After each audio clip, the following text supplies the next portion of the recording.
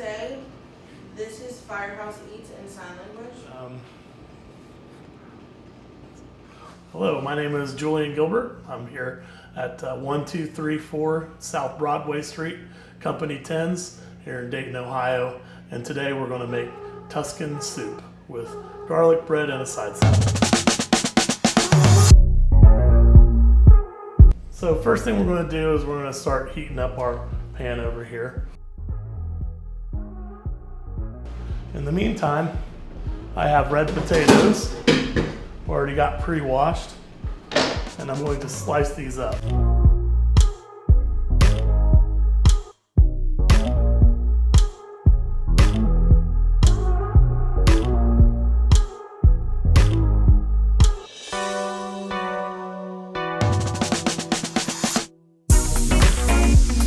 So I tried out a little culinary school, and what I learned way back then, because I'm old and I graduated in 1997, was that the only way to make significant money doing it was to work for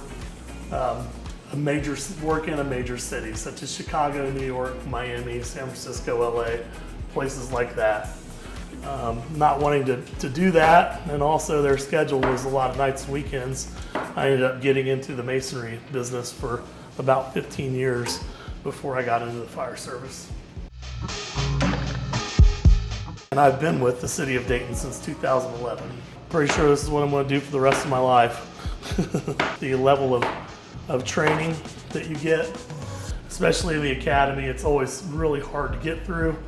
You may have seen the videos, but it's always well worth it, and you come out so well trained that and everything here works like a absolute well-oiled machine. All right, potatoes are done. For this, I just use hot Italian sausage. The Kroger brand is usually on sale for reasonably priced. Since I just handled the meat, I'm gonna go ahead and switch my gloves out.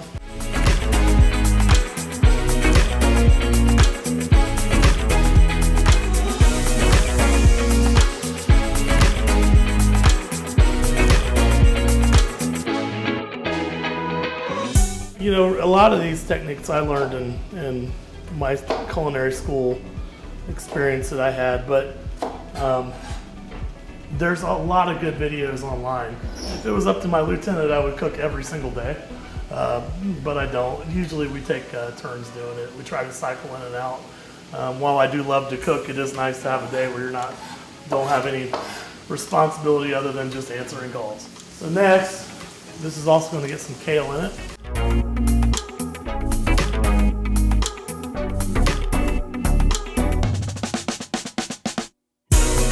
Absolutely never leave a stove unattended, even for that matter a grill unattended, even though you may think that you can, like a lot of times they'll flare up in a grease fire.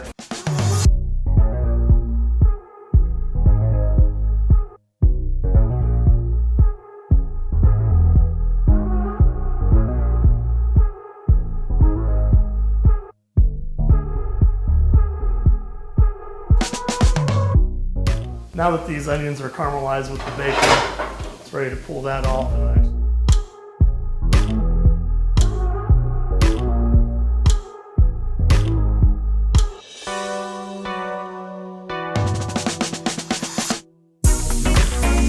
So some people call it a station, some people call it a company, and all those things are correct. But in reality, the preference is to call it a firehouse. And the reason why we call it a firehouse is because we live here every third day. We have, obviously, a kitchen. We cook for one another. We have beds and bedrooms, and out there you'll see a TV and a lounge area when we're not taking calls or doing training. That's where we're at. So for all intents and purposes, it's just like your house.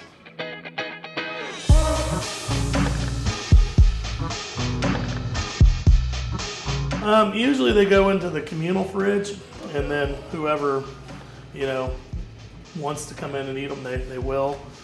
Some crews save them.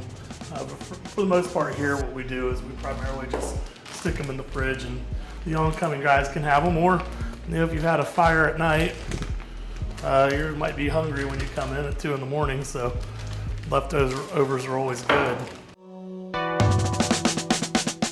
I don't think that we're any more special than anybody else. We're just very well trained in this direction.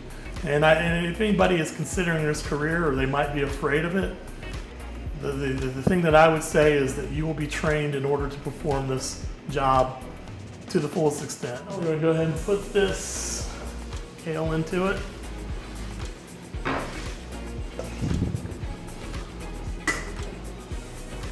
I'm going to go ahead and put heavy cream in here. Like I said, I don't normally put this much. So I'm going to put this whole bottle in.